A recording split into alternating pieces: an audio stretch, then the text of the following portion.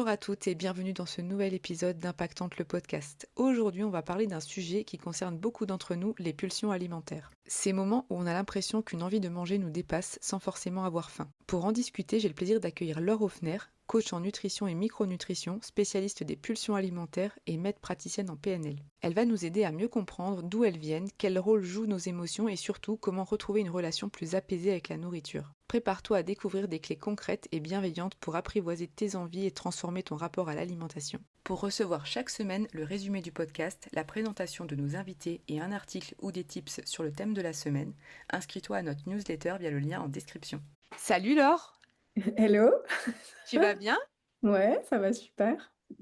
Je suis contente de t'avoir avec nous aujourd'hui. Pour introduire ce podcast, je tiens à dire que moi, je suis déjà venue en consultation chez toi. Et d'ailleurs, pour le thème de ce podcast qui est les pulsions alimentaires. Et à l'époque, j'ai été très heureuse que tu croises ma route parce que tu m'as en gros, après le rendez-vous, mes pulsions alimentaires se sont réduites, je pense, de 80 à 90%. Et parce que j'avais des TCA quand j'étais plus jeune, donc c'était un petit peu arrangé quand on s'est vu.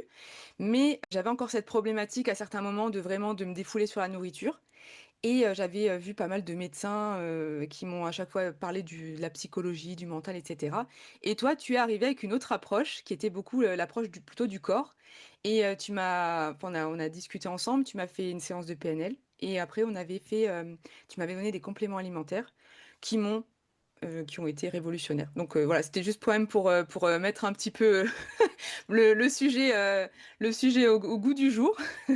Mais pour commencer, est-ce que tu peux nous expliquer ce qu'on appelle une pulsion alimentaire, comment la reconnaître et en quoi elle est différente d'une vraie sensation de faim physiologique? Alors, la pulsion alimentaire, par rapport à une vraie sensation de faim physiologique, elle n'est pas associée à l'espèce de gargouillement là au niveau de l'estomac, ou vraiment, là on se dirait, ou alors, il peut y avoir une autre type de sensation de faim qui est, là je me sens dans une énergie vraiment très basse. Donc c'est ce qu'on appelle l'hypoglycémie en fait, hein, où on pourrait même alors ça commence comme les personnes qui viennent nous solliciter, ça nous ennuie parce qu'on n'a plus l'énergie pour répondre aux sollicitations de l'extérieur. Après, si ça va plus loin, on peut même avoir la sensation de jambes en coton, vraiment l'impression de tout son corps est très lourd et on se sent très fatigué d'un coup, on n'arrive plus à se concentrer, etc. Donc ça, c'est des vraies sensations de faim physiologiques. La pulsion alimentaire, elle vient combler plus un vide ou un manque ou un ennui, une émotion qu'on ressent, quelque chose de désagréable qui va arriver.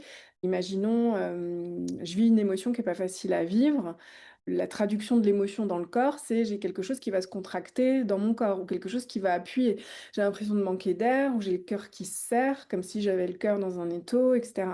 Et donc ça, bah, c'est hyper désagréable en fait, hein. Je sais pas qui aime avoir le cœur qui se serre dans un étau ou la sensation de manquer d'air, mais là on est sur des effets hormonaux, je vais dire ça comme ça, qui est la libération de cortisol qui est à l'origine de la sensation physique, parce que le cortisol, en fait, il est là pour vous dire passe à l'action, mets-toi en mouvement. Et pour faire ça, en fait, il libère de la noradrénaline, qui est un messager chimique dans le cerveau, qui va provoquer l'entrée de calcium dans toutes les cellules contractiles du corps.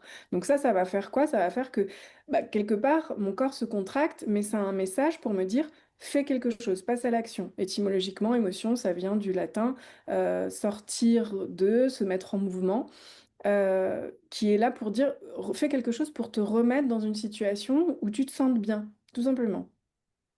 Et donc cette contraction qui est désagréable, qui est la traduction du cortisol, bah, le cortisol va bloquer la sérotonine, qui est l'autre hormone, un peu en antagoniste, qui vient pour dire tu te sens calme et serein. Cette sérotonine, en fait, elle est là aussi pour réguler vos envies alimentaires. Donc c'est pas anodin que quand on se sent dans une émotion, bah, de l'autre côté, bah, on va avoir des pulsions alimentaires parce que le corps a besoin à ce moment-là de plaisir pour augmenter son niveau de sérotonine, hein. La sérotonine, c'est comme ça qu'on l'augmente, soit avec des plaisirs, soit au contact avec l'eau, soit par un contact physique, donc les liens sociaux, soit par le sport, etc. Mais en fait, cette émotion, elle va réclamer un plaisir. Alors, on pourrait faire le choix d'aller vers un autre type de plaisir que l'alimentation, mais l'alimentation, c'est quand même un plaisir qui est hyper accessible, à portée de main, en abondance, qui ne regarde que moi. J'ai besoin de demander l'autorisation à personne pour manger quelque chose, donc ça va être très rapide. Et puis, comme la sérotonine est beaucoup libérée aussi par les glucides. Donc en fait, le précurseur de la mélatonine, la sérotonine passe la barrière du cerveau sous l'effet des glucides.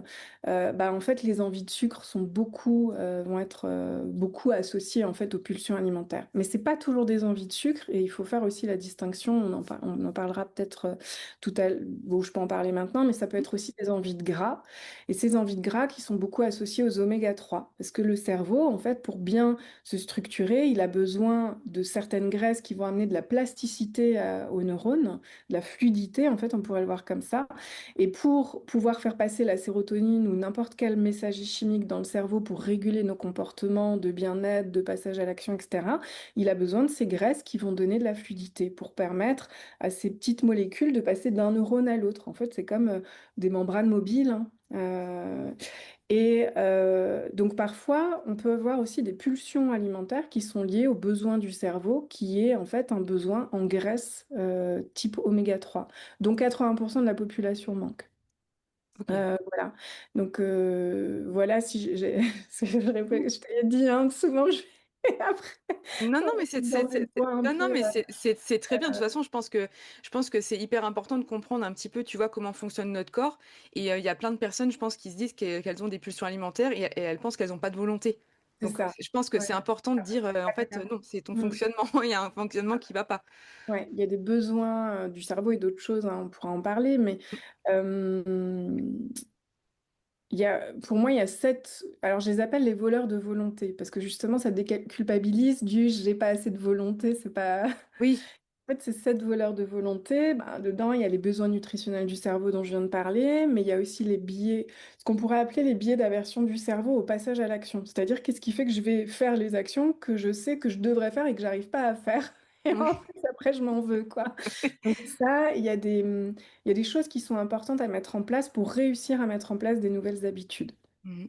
Et ça, on ne les connaît pas toujours. Il y a aussi, dans ces pulsions qui vont venir, il y a aussi ben, tout ce qui est lié au déséquilibre de vie, par exemple. Si dans ma vie, j'ai pas assez de plaisir, et je vous parlais de ce besoin d'aller combler des plaisirs, et donc les pulsions, en fait, sont liées à ça. Bah, si je m'ennuie, bah, quelque part, je recherche du plaisir aussi. Si je vais pas bien, bah, l'antidote, c'est un plaisir. Je Totalement. cherche à me sentir mieux. C'est tout le temps ça. On cherche les pics de dopamine dans le cerveau, etc. Bah, tous ces déséquilibres de vie, si je suis pas bien dans ma vie professionnelle, ou si je suis pas bien dans ma vie sentimentale, ou si je suis pas bien dans ma vie familiale, bah, en fait, tout ça, ça va se répercuter dans un déséquilibre. Pareil, si j'ai pas fait les bons choix d'aliments et que je me retrouve en hypoglycémie, bah derrière, je vais avoir des besoins, mais là, qui sont pour le coup physiologiques. Mhm. Les besoins du cerveau, par exemple, qui fonctionnent beaucoup avec les glucides. Il y a, enfin, J'ai une question d'ailleurs à ce que tu viens de dire là. Tu sais, toutes les personnes qui font, sans parler de cétogène, etc., mais les personnes qui enlèvent complètement le sucre de leur vie, t'en penses quoi de ça? ben, moi, je pense que c'est pas tenable en l'état. Alors, il y en a certainement qui ont beaucoup, beaucoup, beaucoup de volonté. Pour le coup, on peut peut-être parler un peu de volonté. Mais je pense que c'est pas véritablement de la volonté. Pour moi, dans un des voleurs de volonté, il y a tout ce qui est lié à nos croyances, notre vision, nos pensées, nos émotions. Tout ça, c'est un même volet qu'on pourrait appeler, comment je l'appelle moi? Je l'appelle le programme neuro-émotionnel.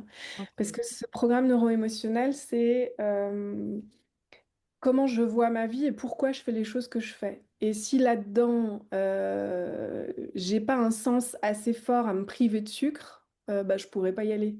Mm. Et ça va revenir comme une frustration. Et qui dit frustration dit cortisol, dit stress. Et donc blocage de la sérotonine qui m'emmène encore plus vers des pulsions alimentaires. Donc ça peut pas marcher comme ça. Il faut que soit le sens à le faire soit très très puissant, qui est je veux me débarrasser vraiment. Alors, et après, il y a sucre et sucre. Est-ce qu'on parle des sucres raffinés? Est-ce qu'on parle des glucides complexes qui sont plus présents dans des céréales qui sont peu raffinées?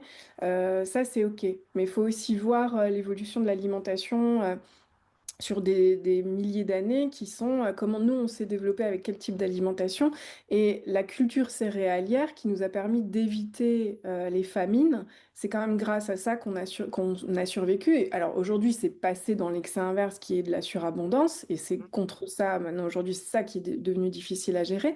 Mais au départ notre alimentation elle était plus faite de graines, de racines, de végétaux à l'état naturel, de fruits, de choses comme ça et des céréales certainement en quantité beaucoup moins importante. Là où ça s'est complètement transformé, où on a dit bah, la pyramide alimentaire, c'est les céréales en bas.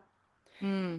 Et c'est de la plus grande partie de ce que vous devez manger. Bah, pas vrai. Non, ça doit être réduit. Et tous les sportifs de haut niveau que j'accompagne, en fait, quand on réduit la ration de glucides, de féculents, parce qu'on a dit oui, il faut faire des recharges en féculents, en vrai, c'est pas utile. Et au contraire, en fait, plus ils vont manger des féculents, plus ils vont aussi prendre du poids. Mhm. Ça va générer des anti-inflammatoires qui fait qu'ils vont se blesser. Et puis en plus, le poids fait que bah, ils vont avoir plus de difficultés aussi avec leurs performances. Ils vont avoir des performances qui sont amoindries.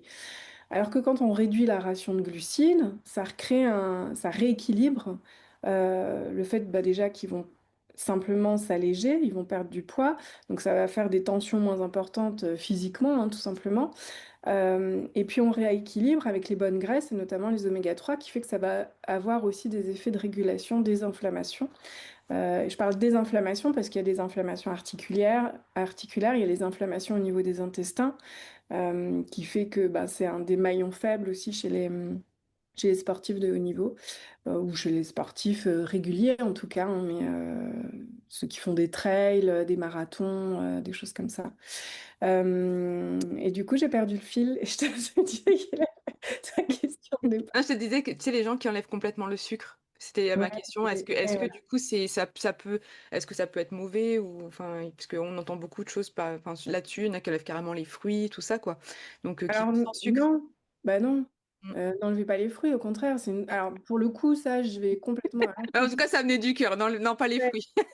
Non, non, les fruits, il faut les garder, bien évidemment. Dedans, en plus, il y a plusieurs types de sucres différents qui sont pas métabolisés de la même façon, qui vont pas forcément provoquer des pics de glycémie. Alors, il y a une notion qui est importante aussi, c'est ce qu'on appelle la charge glycémique. Quelle est la quantité que je mange de glucides et quelle est la qualité et le type de ces glucides-là. Vous pouvez manger 30 grammes de dattes, ça a un impact glycémique qui est moins important que de manger 100 grammes de pain. Donc, y a pas là-dessus, il y a franchement pas de débat. Tout est une question de quantité, encore une fois. C'est la dose qui fait le poison. Mm. Euh, Si je mange 1 kilo de pommes, c'est sûr que c'est peut-être pas une bonne idée. Par J'en mange contre, qu'une. manger des fruits de temps en temps dans la journée pour justement, quand on a une faim physiologique, s'apporter de nouveau de l'énergie, là, il y a aucun, enfin, il y a pas de problème avec ça. Mais par contre, à condition de manger le fruit brut. Pas des smoothies, pas un jus, pas vraiment le fruit avec ses fibres qui sont encore intègres, qui vont permettre de réguler l'absorption justement des différents nutriments qui sont présents dans le fruit, qui amènent des vitamines, qui amènent des antioxydants. Enfin, on a besoin de ça hein, pour éviter au corps de vieillir sous l'effet de la lumière, de la chaleur, de l'oxydation. Le fait de respirer, ça nous fait vieillir. Mais heureusement qu'on a justement dans notre alimentation les végétaux qui nous amènent ces antioxydants pour nous préserver et Mm. nous permettre de vivre en bonne santé. En général, les pulsions alimentaires, donc elles sont souvent liées aux émotions, au déséquilibre nutritionnel, à nos habitudes de vie. Enfin, c'est un petit peu un mélange de tout ça. Ouais. Et il y a aussi, est-ce qu'il y a quelque chose au niveau hormonal Oui, il peut y avoir. Alors, au niveau hormonal, il y a bah, tout le stress dont j'ai parlé tout à l'heure avec cet équilibre entre cortisol, sérotonine. Finalement, on peut le voir comme ça. Au niveau hormonal, vous avez aussi la chronobiologie. c'est comment notre corps est régulé au fur et à mesure de la journée. Donc vous avez à peu près 15 gènes qui vont réguler par le biais de 10 000 neurones, qui vont réguler tous les jours en fonction de la lumière et de l'obscurité. Ils vont réguler le fait que le matin, le corps libère la noradrénaline dont je vous ai parlé tout à l'heure, qui est l'hormone qui va vous permettre de vous lever de votre lit le matin, de vous Mmh. contracter, parce que sinon vous resteriez couché toute la journée dans votre lit. Il se Ouais. passerait rien, ce serait pas très cool comme vie. Et puis, qui va, au fur et à mesure de la journée, cette noradrénaline va baisser et va laisser place à la sérotonine qui, elle, va augmenter et qui va préparer votre nuit, en fait. Votre corps a besoin de temps d'action et de temps de repos. Et c'est comme ça que l'équilibre se fait. En fait, on est toujours entre cet équilibre entre obscurité, clarté, Mmh. action, repos. Et en fait, cette sérotonine, c'est le précurseur de la mélatonine, qui est l'hormone de l'endormissement. Et donc, cette sérotonine, elle commence à être libérée de plus en plus tôt dans l'après-midi, en fonction des durées de vos journées. Donc, en hiver, évidemment, la sérotonine, elle va venir beaucoup plus tôt. Quand je commence à bâiller à 15-16 heures parce qu'il fait nuit, c'est juste normal. Sauf que nous, on n'est plus habitués dans nos modes de vie actuels à écouter un rythme physiologique et hormonal, en fait. On Mmh. est habitué à avoir des journées qui se ressemblent toutes, qui sont liées à la productivité et qui sont liées, en fait, à, on a de la lumière, c'est une super invention, mais Ouais. du coup, on a de la lumière et des écrans, on les utilise jusqu'à 23 heures minuit. Alors que c'est complètement contre la neurophysio-endocrinologie.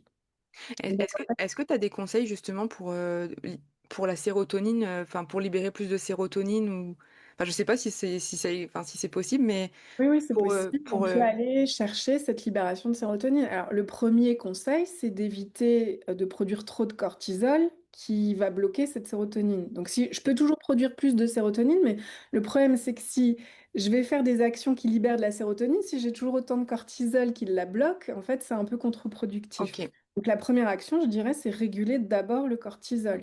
Donc, le cortisol, on en a besoin pour se mettre en action. Mais à condition, quand je suis en stress, en fait, c'est ce stress qui va libérer le cortisol. Le cortisol, quand on parle de stress, on parle de quoi? On parle d'un décalage de perception entre d'un côté les exigences d'une situation et de l'autre côté alors, la perception que j'ai des exigences de la situation et de l'autre côté la perception que j'ai de mes capacités à y faire face. Plus ça augmente, donc au début on est dans du stress positif, mince, il faut que je mette des chaussures, il faut que je fasse des lacets. Ça, c'est OK. J'ai les Mmh. capacités à y faire face et je perçois bien que je sais faire ça. Ouais. Mais au début, quand on est petit, quand on apprend, quand on est en maternelle ou en primaire, quand on apprend à faire des lacets, on a l'impression qu'on n'y arrivera jamais. Et Mmh. donc, au début, c'est peut-être beaucoup plus stressant pour nous.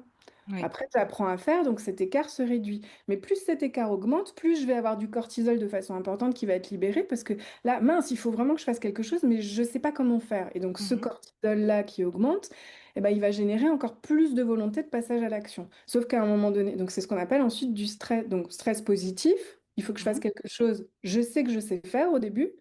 Si ça augmente trop, que ce décalage entre les perceptions est plus présent, je ne sais pas si je vais réussir à faire, j'ai plus de cortisol et là on est dans du stress négatif. Et ça, si c'est chronique, ça finit par épuiser le corps. Du coup, ça dérègle tous les systèmes internes, hein. Ça va générer de l'inflammation, ça peut générer des maladies métaboliques, cancer, diabète, Alzheimer, troubles de la thyroïde, tout ce qui est douleurs chroniques, etc. Et puis après, si vraiment c'est trop un pic hyper important de cortisol, là on est dans ça me bloque totalement. Parce que je suis Mmh. tellement contractée, là on est en tétanie en fait. Mmh. Mais il faut comprendre que c'est les mêmes échelles en fait qui s'accélèrent. Donc dans un cas, c'est positif parce que ça me permet de me mettre en mouvement sereinement, mais quand c'est trop présent, ensuite ça me bloque. Et donc on sait bien que quand on a un gros coup de stress, on n'est plus en capacité de réfléchir, de concentrer, de mémoriser, de Totalement. savoir quoi faire. Et ça, c'est le rôle de la sérotonine. Donc si mon corps me dit fuis, lutte contre un danger, donc ça c'est le rôle du cortisol. Si c'est très très présent, en fait, il va bloquer la sérotonine parce qu'on ne peut pas à la fois rester calme et tranquille face à un danger et puis vivre le danger. S'il y a un tigre que je dois échapper, en fait, c'est un système de survie qui nous a été donné qui fonctionne très bien. Sauf que aujourd'hui, on a trois systèmes pour nous réguler. C'est premier système, le cerveau reptilien, et c'est là que ça se passe avec la libération de cortisol. Ensuite, on a le cerveau limbique qui gère les émotions, qui va générer du coup cette sensation émotionnelle pour dire fais un truc. Pour retrouver une situation dans laquelle tu te sens bien. Et après, on a le cortex préfrontal qui est comment je vois, quelle est ma perception de la situation et comment j'arrive grâce à ça à réguler ce qui s'est passé là et là. Donc en fait, c'est très vite comme ça, mais travailler sur sa perception et prendre du recul pour se dire stop, il s'est passé un truc, maintenant qu'est-ce que je fais? Ça demande des temps d'arrêt. Et donc la régulation de ce cortisol demande ou de prendre des temps de respiration ou de la méditation, parce que si je médite, je régule aussi mon cortisol, je suis dans une respiration calme et tranquille. En fait, quand je souffle, je régule mon système nerveux. Ok. Donc je vais baisser mon cortisol. Quand j'inspire, très vite, j'augmente mon envie de passer à l'action. Mhm. Donc, ça s'appelle en quelque sorte du cortisol. Euh, mais le fait de souffler, c'est ça qui va être calmant en fait pour le système nerveux. Donc première façon de faire, c'est réguler ce cortisol et après on peut réguler de plein de façons. Si je rigole et je passe un super moment avec des amis ou avec mes enfants à rire, bah, je régule mon cortisol aussi et je Ok. libère d'autres types d'hormones. Donc ça, c'est l'autre façon de faire qui est aller chercher des moments de plaisir, des moments de calme, des moments où je me fais du bien. Et donc libérer la sérotonine, on peut le faire au contact de l'eau. Donc quand je prends un bain, quand je vais au spa, Mhm. quand je marche en bord de mer, quand je prends une douche aussi. Mhm. Tout ça, ça libère de la sérotonine. Quand j'ai du plaisir, tout simplement, ça va libérer de la sérotonine, mais à condition d'être présent à ce plaisir, d'être conscient complètement que je suis en train de vivre un plaisir. Si je suis allongée sur mon transat et que dans mes pensées, j'ai que ma to-do list, ben en fait, je suis pas en mode sérotonine, je suis en mode cortisol. J'ai des trucs. Et donc, je vais pas libérer les bonnes hormones. Ouais, ouais, totalement. Donc, pour être conscient que je suis dans un kiff, il faut que je sois présent à mes cinq sens. Mhm. Ah, ah, j'adore, j'entends le bruit des oiseaux, j'ai le soleil qui chauffe ma peau, je vois le jardin dans lequel je me sens bien, j'ai les odeurs des fleurs, etc. Mhm. Et là, je suis dans ce qu'on appelle la présence attentive, l'instant présent, la méditation de pleine conscience. Vous l'appelez comme vous voulez, c'est simplement à travers mes cinq sens comment je kiffe mon moment. Mhm. Et donc là, je vais libérer de la sérotonine. Ok. Tous les trucs qui nous font du bien. Le contact physique aussi libère de la sérotonine, pas que, hein, aussi de l'ocytocine, qui est l'hormone de l'attachement, le fait de ne pas se sentir seul, qui va faire du bien aussi hein, en termes émotionnels. Donc ça va aussi réguler le stress ressenti et donc réguler le cortisol. Euh, tout ce qui est manger, évidemment, ça fait partie des plaisirs, mais les Ouais. glucides vont aider à fabriquer. Et donc, dans cette partie-là alimentaire aussi, la micronutrition, parce qu'elle va aider à fabriquer la sérotonine et la mélatonine, donc les pendants du cortisol. Ok. Voilà, c'est ce que je pouvais dire. Et puis, surtout, la nuit, c'est là que je régule mon cortisol. Ouais, donc ça, là, c'est aussi important C'est important de d'avoir un l'avoir. bon sommeil. Ouais, donc 7 à 8 heures, 7 heures, c'est un minimum. Ouais. Et il y a personne, en fait, même ceux qui disent avoir des besoins de 5 heures ou 6 Ouais. heures de sommeil, en réalité, ils créent des dettes. Mm. Et ils accélèrent le vieillissement de leur corps. Mm, mm. Alors peut-être qu'ils y arrivent, hein, et c'est tant mieux, mais s'ils veulent se rallonger quelques années de vie, c'est pas l'idéal. Rallonger les nuits. Rallonger de nuit, ou alors utiliser des techniques de récupération rapide qui permettent aussi de réguler le cortisol, par exemple. Oui. Ou si je fais du sport et que je suis bien, ça permet aussi de libérer de la sérotonine et de réguler mon cortisol. Mhm. Ok. À Euh, condition que ce soit un plaisir. Je oui, reviens voilà, à que ce soit pas une contrainte, ça. voilà, c'est vraiment un truc où Ouais, et tu te que je sens me sens en bien, ça te fait. capacité. Parce que Ouais. si je me mets la pression pour faire un truc incroyable et que je mets la barre trop haut tout de suite, ça va être un Mm. stress. Ouais, Et ça, ouais. c'est contre-productif aussi.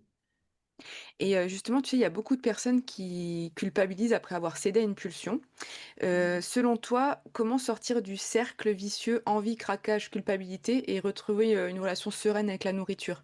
Parce que je pense que là, ça parle à énormément de femmes qui sont en train Ouais. d'écouter ce podcast, mais c'est vraiment, tu as envie, tu te retiens, au bout d'un moment, tu craques, et puis après, tu te sens pas bien. Et moi, pour le coup, tu sais, quand j'avais des problèmes alimentaires, c'était vraiment, tu sais, cette notion de contrôle. Tu sais, de tout le temps devoir contrôler, faire attention à ce que je mange et cetera et des fois, mais tu as envie de, tu sais, Ouais. foutez-moi la paix, quoi. Ouais. Alors, ouais, non, mais tout à fait. Je comprends bien. Alors, le tout, c'est de passer de cette notion de contrôle à une maîtrise sereine. Je vais utiliser le mot maîtrise parce qu'on ne fait pas n'importe quoi quand même. Mmh mh. Ça veut dire qu'on ne va pas se lâcher complet et se dire maintenant je m'en fous et je fais n'importe quoi. C'est toujours dans cette notion, Ouais. j'y reviens toujours, mais c'est toujours cette notion d'équilibre entre l'ombre et la lumière, entre passage à l'action et le rester calme et tranquille, entre je maîtrise ou je me fous la paix, ou je contrôle total et je me fous la paix totale. Oui. Donc entre deux, pour moi, c'est ce qu'on appelle la maîtrise sereine. Et cette maîtrise sereine, en fait, elle vient de savoir ce que j'ai à faire. Quand je sais ce que j'ai à faire et que je peux me dire, non, mais c'est OK, je sais que j'ai fait ce qu'il fallait que je fasse, et je sais le dire parce que bah, j'ai des outils qui m'aident, etc. À partir de ce moment-là, on peut se dire, je peux parfois, de temps en temps, avoir des moments où je me fais aussi plaisir avec l'alimentation, mais aussi je me fais plaisir avec plein d'autres choses. Donc Oui. c'est cet équilibre de plaisir aussi dans le quotidien. L'alimentation n'est pas mon seul plaisir. Donc déjà, ça donne aussi une vue d'ensemble qui est, je sais pourquoi je vais vers l'alimentation et comment je peux y aller, à quelle fréquence, avec quel type d'aliments, avec quelle quantité, Mmh mh. etc. Tout ça, on le travaille en fait, hein, dans les accompagnements. Mais aussi, il y a une notion qui est fondamentale, qui est l'autocompassion. C'est Mmh. comment je me sens pas nulle, je me sens pas coupable ou honteuse quand j'ai craqué et que je me suis fait plaisir. Et Oui. cette autocompassion, c'est pareil. Alors, dans l'accompagnement, j'ai un podcast dans lequel je guide les personnes sur comment aller ressentir, comment aller chercher cette autocompassion. Donc, quand on dit autocompassion, c'est quoi? Alors, je dirais qu'il y a trois niveaux de je me sens bien. Il y a la confiance en soi, c'est là où je sais que je suis capable de faire Mmh mh. en termes de compétences. Il y a l'estime de soi. L'estime de soi, c'est est-ce que je pense que je suis quelqu'un de bien Mmh mh. ou pas? Ouais. Et en général, ces deux trucs-là, c'est plutôt OK pour les femmes, enfin en tout cas pour les personnes qui viennent en accompagnement avec moi. Et la troisième, c'est la compassion pour soi. Et la compassion pour soi, c'est comment je me sens honteuse ou coupable, Mmh. etc., quand j'arrive pas à faire un truc que je voudrais faire. Et cette compassion pour soi, elle va se travailler. Alors on travaille les trois aspects, hein, la confiance à travers je sais ce que j'ai à faire et je peux le mesurer. L'estime de soi qui est qui je suis, donc ça, c'est à travers les outils de coaching, qui est qui je suis et est-ce que je suis quelqu'un de bien et finalement, est-ce que j'ai conscience de qui je suis? Mais des fois, rien que ça, c'est difficile, hein. Mmh mh. Les personnes, quand on travaille sur leurs qualités, sur leurs compétences, bah, rien que ces deux trucs-là, en fait, elles savent pas le dire et même quand elles le disent, presque elles n'y croient pas. Donc déjà, croire à ça, croire qu'on est capable, croire qu'on est quelqu'un de bien et le troisième aspect qui est simplement m'apporter un peu plus d'amour, quoi, parce que mince, on galère déjà assez si, en plus on se coupe de ça, on s'en veut tout le temps de tout, ben, et puis quand en général on s'en veut d'avoir craqué sur l'alimentation, on s'en veut de pas être une assez bonne mère, on s'en veut de pas être une professionnelle assez performante, on s'en veut de pas être une épouse assez aimante, enfin on s'en veut de tout un tas de trucs, quoi. Mmh mh. Donc, l'autocompassion, elle va guérir ça, elle va amener un petit peu de pommade, enfin bah, même beaucoup de pommade, hein, c'est assez puissant hein, quand on comprend et que c'est pas une fois de temps en temps qu'il faut le stimuler ce sentiment d'autocompassion, mais c'est tous les jours.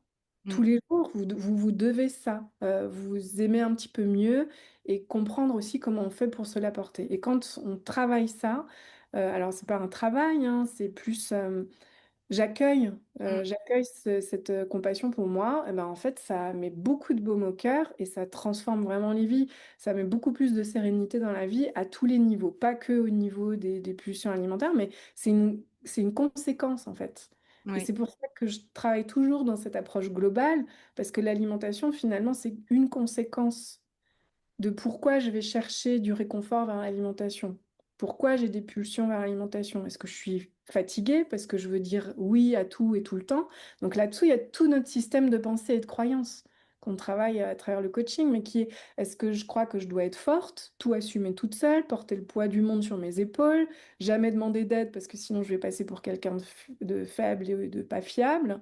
Euh, de, Si je vais demander d'aide, en fait, on va penser que je suis pas capable, etc. Je peux pas me poser parce que si je me pose ou je me repose, bah, on va penser que je suis pas capable et que je suis pas forte. Donc c'est déjà ma perception de moi, mais qui m'empêche d'être dans mon équilibre, tranquillité, passage à l'action. Mhm. Et peut-être que je suis trop tout le temps dans le passage à l'action parce que je m'autorise pas ces temps de calme et de repos. Et chez les femmes encore plus que chez les hommes, on est hyper lié au cycle féminin. Et dans ce cycle féminin, bah, il y a un temps pour le passage à l'action, il y a un temps pour accueillir et pour être aussi plus tranquille et calme. Et si vous cherchez à aller à l'encontre de ça, de toute façon, ça vous revient en Ouais. puissance 10 000 dans j'y arrive plus, quoi. Mm. Ouais, j'avais fait une interview avec une femme qui me disait qu'elle tu sais, qu'elle organisait par exemple ses réunions au travail, etc., en fonction de son cycle et que ça lui avait changé la vie. Ah, mais oui, ça Tu c'est vois, des... que vraiment avant d'avoir ses règles, elle prenait plus rien. Enfin, elle faisait juste, tu vois, du travail de Ouais, bureau, etc., mais pas de réunion, pas d'interaction avec les gens. Et l'énergie que, en est fait, pas la même. ça l'avait aidé énormément. Bien sûr, ouais. Ouais. Et, il faut comprendre qu'à partir du milieu du cycle, vous avez les oestrogènes qui vont baisser et Mm. qui entraînent avec elles une baisse de magnésium aussi. Vous avez une grosse fatigue qui commence à s'installer progressivement, avec des humeurs qui sont plus du tout les mêmes. Alors déjà, faut accepter ça, parce que c'est dur de se dire, Mais oui, on a tellement entendu les hommes nous dire, qu'est-ce qu'elle a, elle a ses règles. mais que C'est dur oui, d'accepter de dire, ben oui, j'ai mes règles en fait. ouais, Oui, je suis dans ma période après, mm, avant les règles et du coup, je suis très fatiguée. ouais, Et du coup, mes humeurs sont pas les mêmes. Donc déjà, aussi, on s'apporte ce qu'il faut pour avoir moins de variations, comme ouais, ça c'est aussi aidant.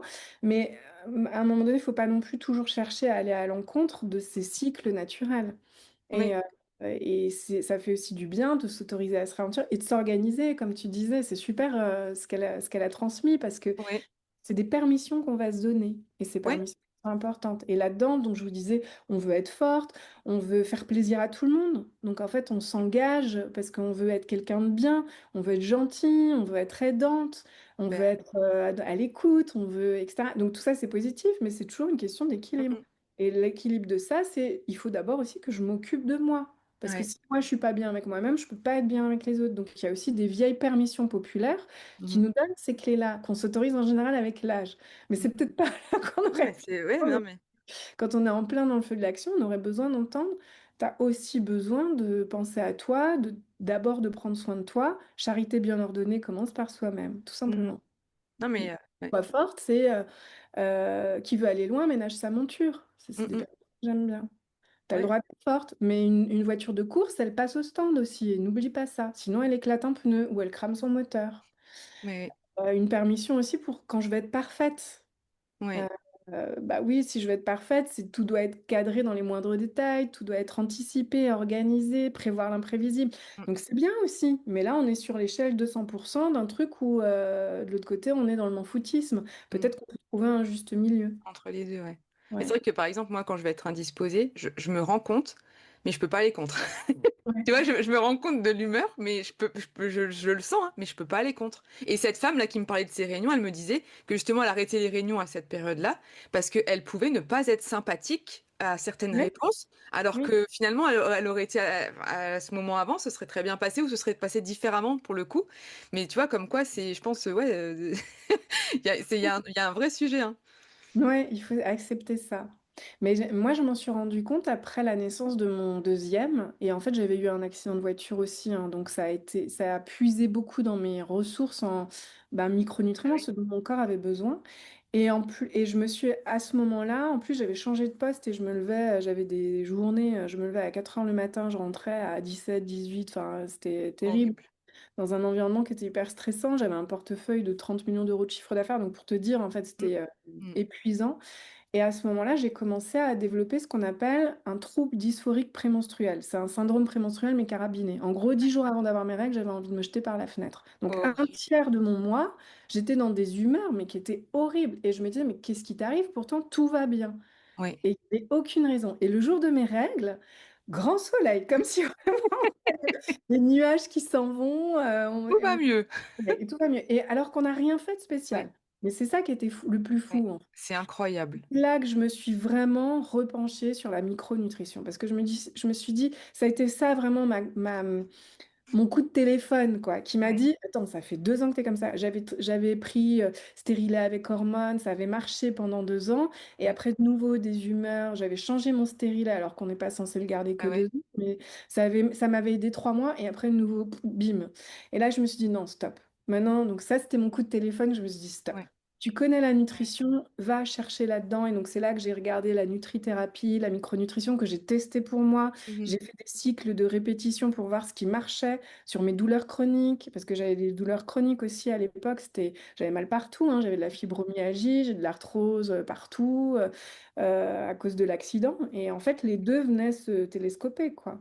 Ouais, c'était pas Et le meilleur en moment, quoi. essayant, ouais, en faisant des cycles de répétition entre, tiens, quand je fais ça, sur quoi ça va jouer, quand je prends ça, sur quoi ça va jouer, donc j'ai testé plein d'actions différentes, Mmh. dont la micronutrition, dont des petits rituels à la fois ou de la méditation ou des combinaisons d'exercices physiques, des choses un peu différentes.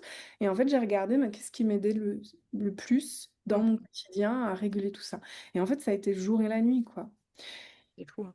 Ouais. Et C'est ça, fou. on n'en parle pas assez. Le trouble dysphorique prémenstruel, je l'ai découvert alors que je suis quand même une professionnelle de la santé. Enfin, je m'y connaissais Ah ouais, déjà, ouais, ouais, bien sûr, ouais. que je découvrais, quoi. Ouais et puis, en fait, entre ce que tu connais, ce qu'on te raconte et ce que quand tu le vis, C'est ça. parfois, en fait, s'il y a un monde, quoi, tu te dis: «Ah oui, en fait, Ça, d'accord, c'est ça, ouais, c'est c'est ça. ça». Ouais, tout à fait. C'est Donc, je sais plus les chiffres, hein, mais le syndrome prémenstruel, je crois que c'est 30% des femmes. ouais. Peut-être que toi, tu les as? Ça te parle ou pas? Moi, ça me parle, je j'aurais dit 35 je crois que c'est j'avais Ouais. lu il y a pas Et longtemps, le mais trouble dysphorique prémenstruel, c'est autour de 5%, je crois. ah Donc, ouais, c'est parmi les femmes qui font un trouble. Et puis, on pourrait parler de l'endométriose aussi. ouais. Parce que cette endométriose, alors sans m'en rendre compte, mais j'avais des douleurs aussi utérines qui étaient terribles. Mmh. Et vraiment qui m'empêchaient aussi de faire. En fait, quand j'ai mes règles, je pourrais dormir 3 jours non-stop. Euh, Ouais, tellement tu es fatiguée, quoi. Berner. Ouais, ouais. Ouais, c'est Et avant ça, des douleurs utérines, des contractions et tout ça. Alors, avant, j'utilisais des antalgiques, mais après, quand j'ai compris comment m'aider avec la micronutrition, ça change aussi complètement l'écoute de soi et s'autoriser, en fait, à ça. J'ai une cliente, il n'y a pas longtemps, qui m'a appelée pour ça. J'avais écrit un article sur le trouble dysphorique prémenstruel sur mon blog. Et en fait, elle m'a appelée juste pour ça, pour le trouble dysphorique prémenstruel. Et puis, elle s'est rendue compte qu'en fait, elle avait plus de pulsions alimentaires quand on a travaillé sur le. En fait, et tout est oui, lié. Et tout est ah bah oui, c'est un bah, de toute façon, je pense que quand tu commences à régler un problème, tu vois les d'autres choses qui se règlent et tu te dis: «Ah, en fait, OK, ça vient ça. aussi peut-être de ça», Ouais, ouais, et ouais, tout à fait. Et après, au niveau émotionnel, on se rend compte, bah, de toute façon, les émotions sont au cœur de tout ça. Ce qu'on ne s'autorise pas aussi, hein, si on ne s'autorise pas à se poser, pourquoi on ne s'autorise pas à se poser? Et derrière, il y a toutes les injonctions qu'on se donne. Il faut, les ouais, je ouais. dois être forte, je dois faire plaisir à tout le monde, je dois. Bah, là-dessous, il y a des peurs. Et alors après, on peut parler de bah, d'où viennent ces peurs. Est-ce que ça vient Mmh, de l'enfance? Est-ce que ça vient? Maintenant, on commence quand même de plus en plus à parler du transgénérationnel, et c'est tant mieux. Parce que qu'est-ce que je porte en fait? mmh, De mémoires du passé qui font que émotionnellement c'est ancré chez moi. Mais moi j'ai envie de le dire d'un point de vue hyper scientifique, où quand on fait de la kinésiologie, on va travailler sur ces mémoires émotionnelles. Mais d'un point de vue scientifique, c'est quoi? C'est l'épigénétique de nos ancêtres, mmh. que nos ancêtres ont vécu, qui s'est traduit en termes de gènes dans nos cellules, en fait, dans Mmh. notre ADN. Et ça, c'est quoi? C'est ce que je vis dans mon environnement a un impact direct sur ma génétique. Et cette génétique, bah, je la transmets à mes enfants, qui vont la Ouais. transmettre à leurs propres enfants, etc. Donc, par exemple, il y a des études qui montrent hein, que les femmes qui ont subi un viol ou quelque chose de difficile, de cet ordre-là, elles vont modifier leurs gènes et transmettre ces gènes-là à leur fille et qui vont le transmettre elles-mêmes à leur petite fille. Et ils se sont rendus compte que l'expression de ce gène-là, il est surtout actif chez la fille et la petite fille.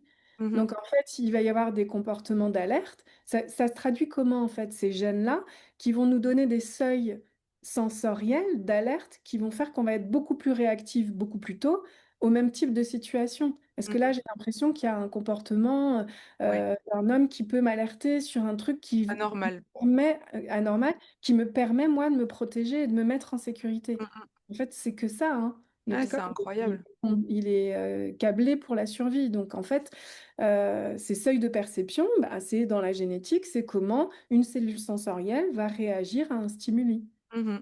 et comment elle va pouvoir envoyer des signaux pour dire au système bah, réagis, quoi. Donc, Ouais. d'abord, j'entends de plus en plus de neuroscientifiques qui parlent, c'est d'abord l'émotion. Mhm. Même pas le cerveau d'abord. Ouais. C'est Ouais, d'abord le sensoriel, en ouais, fait. c'est le corps D'abord, qui c'est parle, ouais. ancré, c'est d'abord le corps qui parle. Ouais. Et, Euh, du coup, par exemple, pour une personne, enfin, qui a qui vit des pulsions, est-ce que tu as une stratégie concrète? Par exemple, la pulsion arrive, qu'est-ce qu'elle peut mettre en place, tu vois, pour essayer de la calmer, par exemple? Tu vois, pour pas la vivre, enfin, au quotidien, quand ça arrive, parfois on se dit, bah, comme je te disais avant, tu sais, on se retient, et puis finalement, ça craque. ouais. Qu'est-ce que tu peux mettre en place, Et justement, pour essayer ben, d'éviter au moment T, quoi? alors si on n'a pas encore fait le travail de compréhension, de conscience et tout qui entoure tout ça, Ouais. et le travail qui se fait enfin, là dans la Ouais, globalité, qui est plus. mais sur l'instant, si on n'a pas encore pu comprendre d'où ça venait, c'est simplement de se mettre un stop visuel, mental, mais qui passe par le physique aussi, puisque Mhm, c'est du physique que ça vient. Donc se dire stop. Et comme si on mettait à distance, en fait, les aliments. Stop. mhm, J'ai pas... Et puis, un petit hack mental aussi, qui est, j'ai pas besoin de ça. En réalité, j'ai besoin de m'apaiser. mhm. J'ai pas forcément besoin de le faire avec l'alimentation. Donc Ouais. ça peut être un premier outil. Ouais, d'avoir comme ouais, un petit rituel, de se dire, en C'est fait, ça. à ce moment-là, il faut vraiment que je pense à ça et que je me dise, Ouais, tiens, là, c'est pas exactement ce que j'ai envie de vivre, en fait. Là, c'est quelque chose ouais, que j'ai c'est envie ça. d'expulser, limite, un petit peu. C'est C'est marrant ça. parce qu'on se remplit, mais en même temps, on a envie Exactement. de. Ouais. Ouais, parce que du coup, c'est stop, j'ai pas besoin de toi, j'ai un éclair au chocolat devant moi, stop, j'ai Ouais. pas besoin de toi, de quoi j'ai besoin en réalité? Bah, en réalité, j'ai besoin d'être rassurée, en réalité, j'ai besoin de me calmer par rapport à ma peur de... Mm. Mm. Bah, Donc, justement, je voulais parler des émotions. Tu sais, parce que là, tu disais que si t'as pas trouvé vraiment la cause en amont, mm. j'imagine que toi, tu conseilles voilà, de creuser un petit peu d'où peut venir toutes ces. Ouais, Et j'imagine que ça peut venir tellement de choses différentes. Il n'y a pas ouais. qu'un seul problème. Mais les personnes, justement, qui veulent apprendre à identifier leurs émotions qui déclenchent leurs pulsions, tu leur conseillerais quoi comme à faire? Je sais pas, dans les méthodes que toi tu proposes ou toi dans tes accompagnements par exemple, Moi, tu prends les j'utilise la choses comment? programmation neurolinguistique. Donc, la D'accord. programmation neurolinguistique, c'est un hack qu'on va faire au niveau soit du corps, justement, au niveau du ressenti de l'émotion, soit au niveau de la pensée qui est associée. Si la peur, elle est consciente et on sait finalement ce qu'on est en train de vivre et ce qu'on veut, on va aller vers ce qu'on veut plus vivre ou ce qu'on veut vivre à la place de positif. On peut Mhm. toujours choisir le film qu'on se fait, hein. Soit s'imagine le pire, soit on va chercher le positif. Ok. Donc ça, déjà, je vous disais tout à l'heure, le stress, c'est un décalage de perception entre la situation qu'on vit et nos capacités à y faire face. On peut aller hacker cette perception-là des deux côtés. Mhm. Donc, soit que la situation que je vis, finalement, c'est pas si grave, soit que je suis hyper capable, beaucoup plus que ce que je me perçois d'emblée. Et quand on utilise la programmation neurolinguistique, on va changer cette perception de soi. Ok.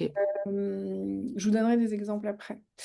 Soit on peut hacker directement ce qui se passe en termes de ressenti émotionnel. Donc si par exemple, bah, j'ai peur que mon conjoint me quitte, et du coup bah, j'ai le cœur qui se serre, c'est ce cœur qui se serre qui est quand même hyper désagréable, avec les épaules qui se contractent, etc., qui fait que ben, peut-être que j'ai vécu de l'abandon dans mon Mhm. transgénérationnel, Ouais, bien sûr. en tout cas c'est ancré, que tu peux te faire abandonner. Mhm. Mon cœur va se resserrer. Alors, ce cœur qui se resserre, je peux aussi travailler pour faire en sorte que, en fait, quand je vais penser ce truc-là, et d'ailleurs, je vais ne plus y penser parce qu'on va hacker les deux en même temps, bah, je vais plus avoir le cœur qui se serre. Et donc, si j'ai plus le cœur qui se serre, bah, c'est plus un problème. Et si c'est plus un problème, je me sens plus, enfin, en fait, si j'ai plus le cœur qui serre, je me sens pas bien. Mmh. Et donc, bah, ça veut dire que j'ai plus de problème. Parce que qu'est-ce qui fait que vous savez que vous avez un problème? Ouais, c'est ce qu'on ressent, Ouais. physiquement. Ouais, qui est désagréable. Ouais, qui est désagréable, ouais. Agréable. J'ai l'impression de manquer d'air, j'ai Mmh. l'impression que ça se serre là, j'ai le ventre qui se tord. Bah, si j'ai plus ça, si j'ai plus cette réaction Mmh. émotionnelle-là, j'ai plus besoin de compensation en fait. Mmh. Donc on travaille avec la PNL comme ça, sur des hacks directs. Après, sur la PNL, on peut travailler sur des choses qui sont très fortes en termes de peur. Mmh. Un exemple, c'est bah, une femme qui se trouve pas belle et qui me dit, ben, j'ai pris conscience, donc au fur et à mesure de l'accompagnement, elle finit par prendre conscience que elle mange quand elle est le soir sur son canapé parce qu'elle se trouve pas belle et comme elle se trouve pas belle, elle se dit, ben, de toute façon, je serai toujours célibataire, je trouverai jamais personne. Mmh. Donc, foutu pour foutu, donc là, on a nouveau la notion de compassion aussi, et d'autocompassion. Ben, quitte à me faire plaisir, autant me faire plaisir avec la nourriture. Oui. Et donc, elle mange quand elle est sur son canapé. Euh, on, on fait un changement de croyance en séance, en 3 quarts d'heure, en grosso modo, hein, on arrive à faire des croyances, on arrive à provoquer des changements de croyances. Donc là, on est directement dans la perception de ma situation Mmh. et ma capacité à y faire face. Donc c'est ça qu'on va changer. Mais aussi de ce que je ressens quand je pense ça. Et en 3 quarts d'heure, à la fin, alors comme je suis dans la bienveillance hein, et dans la confiance, c'est que je peux me permettre, mais à la fin, je lui dis alors on est d'accord, t'es pas belle. Et moi, ça me fait toujours sourire parce Oui. que cette personne, elle est magnifique, elle a des yeux bleus, superbes. En fait, elle se voit pas comme Ouais. on peut la voir. Ouais, ouais. Alors, elle a un sourire qui est rayonnant. En fait, les femmes oublient que beaucoup de leur beauté, en fait, elle passe aussi énormément par le sourire, en fait. Oui, c'est ça, parce qu'elles peuvent Oui, dégager, hein. parce Ouais. qu'elle dégage. Et les traits physiques parfaits, ça, en fait, on s'en fout. Bref, c'est une petite parenthèse. Mais je lui dis, alors on est d'accord, t'es pas belle. Et elle me regarde, elle me dit, mais non, mais pas du tout. Et en fait, on voit dans son regard qu'elle y croit plus. Et ça, c'est des personnes que je revois 5 ans après qui ont perdu du poids de façon durable parce qu'en fait, ça a provoqué quoi? Comme elle est plus en train de ressasser, je suis pas belle, personne ne m'aime, autant manger, en fait, elle est dans, ben non, c'est ok, je vis ma vie parce que on a été aussi chercher, c'est quoi ton idéal à la place? Si tu veux Mmh. plus être sur ton canapé à te morfondre, qu'est-ce que tu veux vivre à la place Mmh. en fait, de génial? Oui. Donc, ton meilleur film, plutôt que d'avoir ton film pourri. Donc, tu Mmh. choisis, tu changes. Aujourd'hui sur Netflix, hop, le film te plaît pas, tu changes. Mmh mh. On fait la même chose, tu changes de film. Et donc, ce meilleur film, bah, c'est vivre ma vie, faire plein de choses qui me font vibrer, qui me font kiffer, etc. Et donc, bah, cette personne, bah, elle sort tous les jours marcher, elle s'est mise en mouvement. Donc, au lieu OK. d'être sur son canapé, à ne pas bouger, à engranger des calories, bah, c'est le résultat inverse qui est, elle sort, elle bouge, donc elle dépense des calories, et en plus elle mange pas, donc elle a vraiment cet effet de cercle vertueux qui s'installe. Et peut-être que c'est pas devenu une mannequin, et on s'en fout, mais Oui, elle, bien sûr, mais au moins elle se sent mieux déjà. elle se sent mieux, et elle est dans l'action, elle prend soin de son corps, elle limite du coup bah, toutes les pathologies qui peuvent être associées à la sédentarité, etc. Pour terminer, quel message aimerais-tu transmettre à celles qui luttent, avec leurs pulsions alimentaires? Est-ce que ces épisodes peuvent finalement devenir une opportunité de mieux se connaître et de se respecter davantage? Oui, parce que c'est un chemin de transformation, de reconnexion à soi, et c'est tellement important. En fait, je me souviens du moment où je me suis dit, donc j'ai passé 10 ans en entreprise sur des postes de manager, et un jour, je me suis dit, maintenant, ça suffit, je vais amener tout ce que je sais, toutes mes connaissances et toute mon expérience aux femmes qui en ont besoin. Alors au début, c'était vraiment pour les femmes. Parce que en fait, je sais que c'est par elles que le monde peut s'améliorer. Parce qu'elles vont rayonner de bien-être. Parce que c'est elles, le care, ça passe quand même beaucoup par les femmes. On est câblé pour ça, on est câblé au niveau de notre empathie pour ça. Et à un moment donné, il faut aussi accepter que les femmes et les hommes soient différents. Les hommes sont plus dans la testostérone, dans l'action. Ça n'empêche pas qu'il y ait des hommes qui soient dans l'empathie, pas du tout, c'est pas du tout ce que je dis. Mmh mh. Mais les femmes sont quand même beaucoup plus vers le prendre soin des autres. Mmh. et par leur biologie aussi. Et il y a des études qui montrent que même chez les bébés filles, donc on ne parle pas de comment j'ai été éduquée, on parle de biologie là. Et il y a Mmh. même des études qui montrent que chez les bébés filles, donc on n'est pas encore dans du matraquage de les femmes, faut prendre soin des autres, etc. Il y a plus d'empathie. Elles vont par exemple apporter une tétine à un bébé qui pleure. Oui. Voilà, il y a cette Alors que empathie. le petit garçon va la garder, il va faire comme ça. Et puis il va l'utiliser pour aller planter des clous, j'en sais rien. Ça me fait toujours rire parce que on peut se rebeller contre l'éducation qui a été transmise, etc. Mmh. Mais il y a aussi une part de neurophysio-endocrinologie, encore une fois. Et le tout est de trouver cet équilibre-là Mmh. entre tout ça. Chacun sa place aussi. Et on peut aussi avoir un monde qui n'est pas que tout noir et blanc, mais un monde qui est coloré Mmh. et ou qui est gris. Non, c'est mieux coloré, C'est garde, mieux garde. coloré. Ouais. Et en fait, ça nous dit quoi? Ça nous dit que prenez soin de vous parce que c'est à travers ces transformations, c'est quand vous serez bien avec vous que vous pourrez rayonner et être encore mieux avec votre entourage. Et quand vous êtes encore mieux avec votre entourage, vous êtes encore mieux avec vous-même dans votre équilibre. Et tout ça, ça passe par l'empathie, l'amour, la compassion. Mais avant de vouloir en donner aux autres, enfin, vous pouvez en donner aux autres. Et c'est toujours pareil, c'est un équilibre. Vous Mmh. pouvez en donner aux autres, mais à condition que vous puissiez vous recharger aussi, vous, de votre côté. Mmh. Et donc, de faire ce qu'il faut pour vous recharger. Donc, à la fois dans ce que je m'apporte en termes de repos, pour gérer ma fatigue, de ce que je m'apporte en termes de compassion, de m'aimer un peu mieux comme je suis, pour pouvoir aussi aimer mieux les autres, de ce que je mange, parce que si ce que je mange, c'est bénéfique pour moi et pour ma santé et que je me sens plus en forme, plus en vitalité, eh ben, je peux aussi l'apporter aux autres. Et souvent, j'ai même des clientes qui viennent me voir pour me dire, j'ai décidé de prendre soin de moi parce que je veux être un modèle pour mes enfants. Tout au début, je vous parlais du sens à faire. Mmh. Quel est le sens à vous priver complètement de glucides? Bah, il n'y a pas de sens si Oui, ça n'a pas de sens pour vous, pourquoi le faire? c'est Mais ça. on est exactement dans cette vision-là, cette vision qui est qui est-ce que vous avez envie d'être. Et quand on passe par l'identité, c'est beaucoup plus puissant et beaucoup plus fort que juste je dois me contraindre à faire quelque chose. Mmh. Et pourquoi vous avez envie de le faire en fait?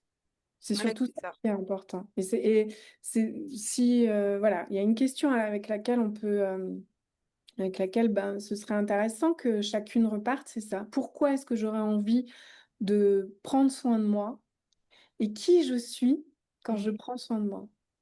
Ouais. Qui- À quoi ça va servir en fait? Est-ce Mmh. que je veux être une femme qui rayonne, qui est l'exemple pour mes enfants?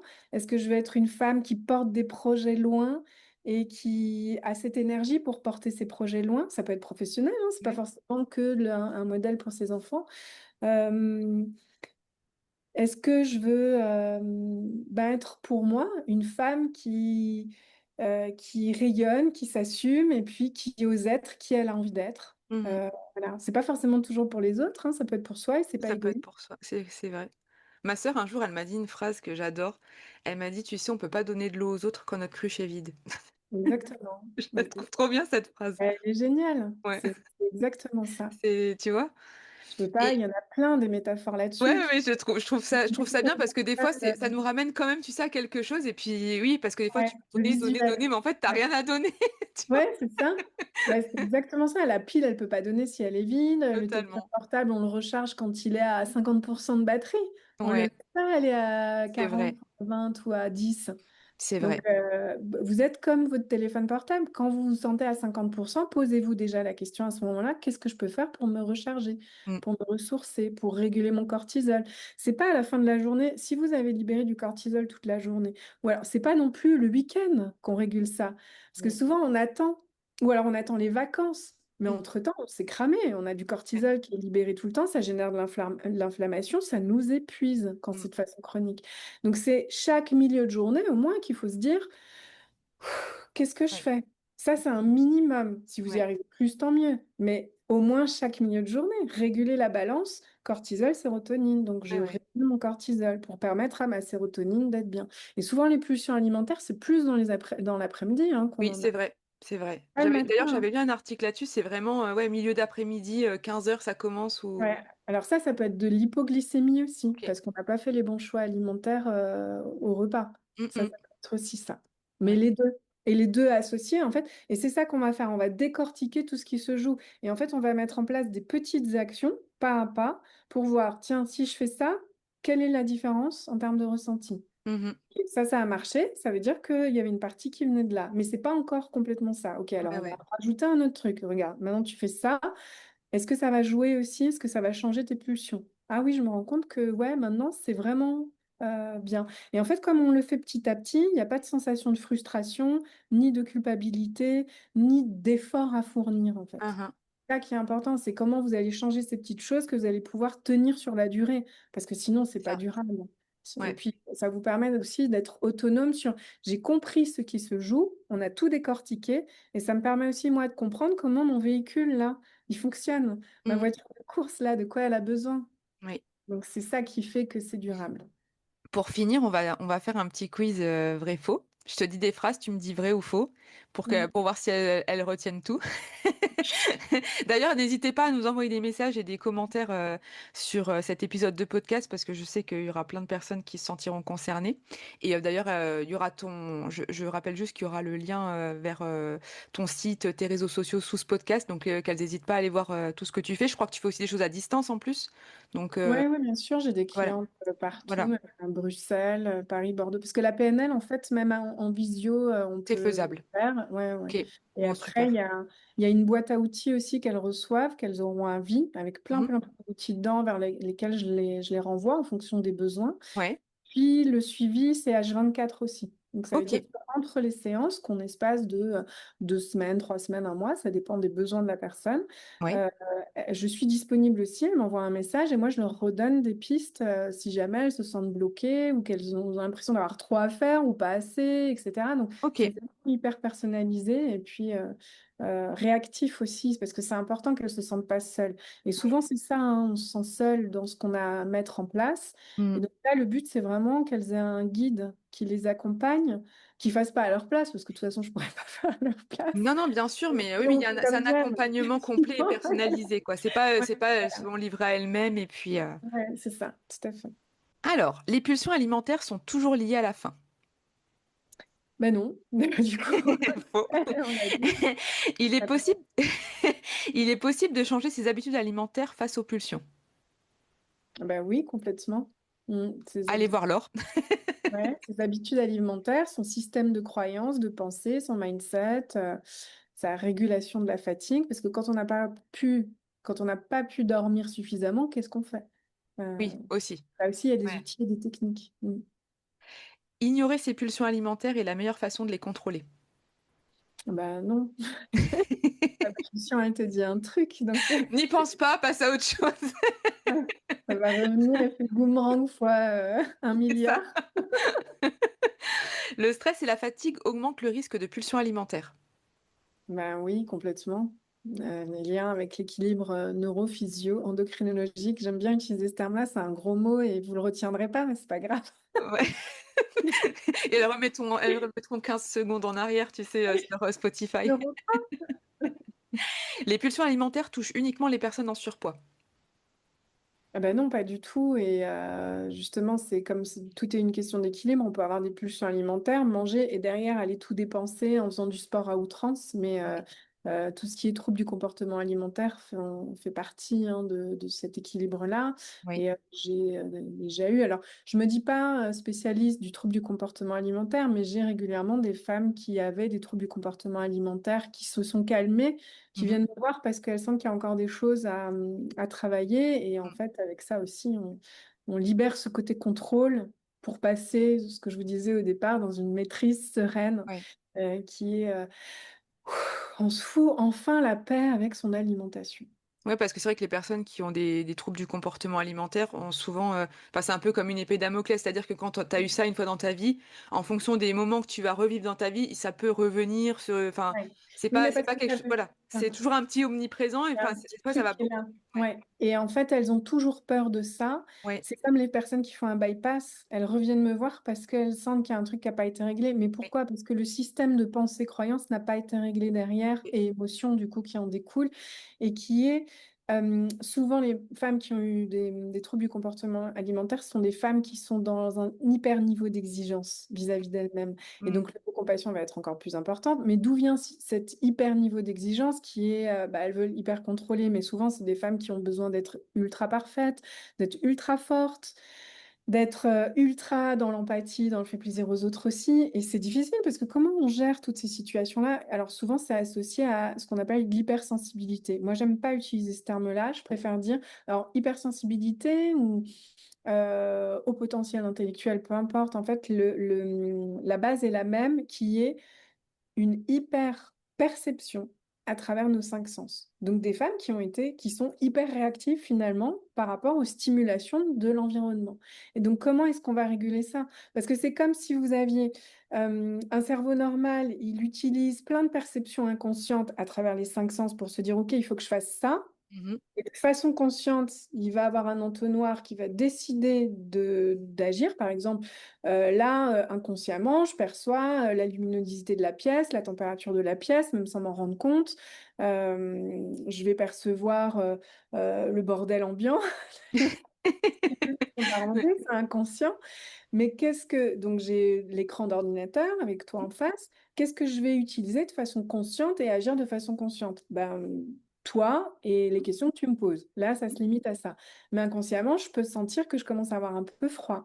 Enfin, il y a plein de choses en Ah fait. ouais. Ben, chez les femmes, chez les personnes qui ont un cerveau qui capte beaucoup plus de choses, et c'est 20% de la population, Mmh. donc cette hyper-perception à travers les sens, bah, c'est un niveau inconscient beaucoup plus important en termes d'information qui est capté. Donc forcément, de façon consciente, un entonnoir qui est beaucoup plus large. Ouais. Et bah, si cet entonnoir il est beaucoup plus large, c'est cette perception de mes exigences qui est beaucoup plus élevée. Et donc avec lui, bah, entraînant l'impression que je dois mettre en route sur beaucoup plus de choses, donc du cortisol plus élevé, donc de la sérotonine qui est bloquée beaucoup plus, etc., etc. Donc, OK. c'est aussi important. Et l'hypersensibilité, j'ai un test, par exemple, qu'on fait en séance aussi, qui est de comprendre est-ce qu'effectivement j'ai ça, ce fonctionnement-là chez moi, et comment je fais pour le réguler? Pourquoi j'ai l'impression que moi, une émotion, elle me dévaste, quoi? Mmh. Pourquoi j'ai l'impression que beaucoup plus que les autres, les choses me touchent et que je vais être beaucoup plus réactive. Et souvent, ça, c'est culpabilisant aussi. D'où l'importance de l'autocompassion pour commencer aussi à Oui. s'apaiser à ce niveau-là. Mais ensuite, quand on comprend les choses, on peut aussi réagir de façon différente et réussir à mieux réguler tout ça. Donc l'hypersensibilité, c'est pas une fatalité. Et souvent, il se joue ça chez les femmes qui avaient des troubles du comportement alimentaire auparavant. OK. Bah, merci beaucoup Laure d'avoir répondu à mes questions. Peut-être Avec qu'on te retrouvera un jour sur un autre thème, qui sait? Et Ouais, puis, avec plaisir. du coup, bah, comme dit, il y a tous les liens en dessous de ce podcast et il y aura aussi un article sur toi dans notre newsletter, donc n'hésitez pas à vous abonner. Il y a aussi le lien de la newsletter dans la description du podcast. À bientôt! Bah, merci beaucoup Barbara et puis Magali. Oui. Madame, mais- Qui va monter ce podcast. et puis, bah, gros bisous à toutes les deux. Merci beaucoup. Et puis à bientôt. À bientôt! Merci alors pour ces partages précieux et inspirants sur les pulsions alimentaires. J'espère que cet échange t'aura donné des clés pour mieux comprendre ton rapport à la nourriture, accueillir tes émotions et avancer avec plus de bienveillance envers toi-même. Si l'épisode t'a plu, n'hésite pas à le partager autour de toi et à t'abonner pour ne rien manquer des prochaines conversations. On se retrouve très bientôt pour un nouvel épisode.